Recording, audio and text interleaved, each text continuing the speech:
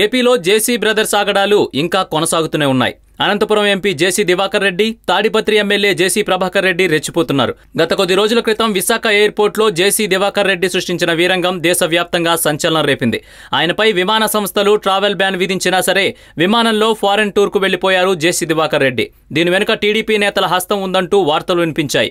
ఇక తాడిపత్రిలో జేసీ ప్రభాకర్ రెడ్డి ఆగడాల గురించి ప్రత్యేకంగా చెప్పనవసరం లేదు.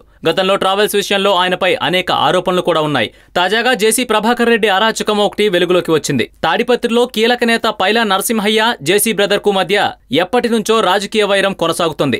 గత నెల 15న జేసీ వర్గీయుడైన ఓ వ్యక్తిపై పైలా దాడి చేసినట్లు తాడిపత్రి పోలీస్ స్టేషన్లో కేసు నమోదైంది.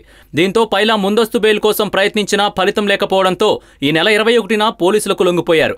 పైలా అనారోగ్యంగా ఉండడంతో కోర్టు ఆదేశాల మేరకు తాడిపత్రి ఆసుపత్రికి తీసుకువెళ్లారు. అయితే తాడిపత్రి ఆసుపత్రిలో సౌకర్యాలు లేవని 22న అనంతపురం సర్వజన ఆసుపత్రికి తీసుకువెళ్లారు. ఆయనకు గుండె స్పందన సరిగా లేదని, అపెండిసైటిస్ కు సంబంధించిన తీవ్ర లక్షణాలున్నాయని తెలిపారు డాక్టర్లు.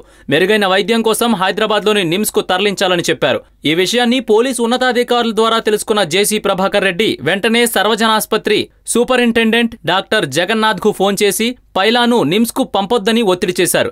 దీంతో ఆయన్ను నిమ్స్ కు తరలించొద్దని సూపరింటెండెంట్ ఆదేశాలు జారీ చేశారు. ఇప్పుడు ఈ విషయం అనంతపురం పాలిటిక్స్ లో పెద్ద చర్చనీయాంశంగా మారింది. ప్రభాకర్ ఆగడాలకు అడ్డు అదుపు లేకుండా పోతోందని పైలా వర్గీయులు ఆవేదన వ్యక్తం చేస్తున్నారు. దీంతో ఏపీలో జేసీ బ్రదర్స్ ఆగడాలు రోజురోజుకు పెచ్చరిల్లుతున్నాయి.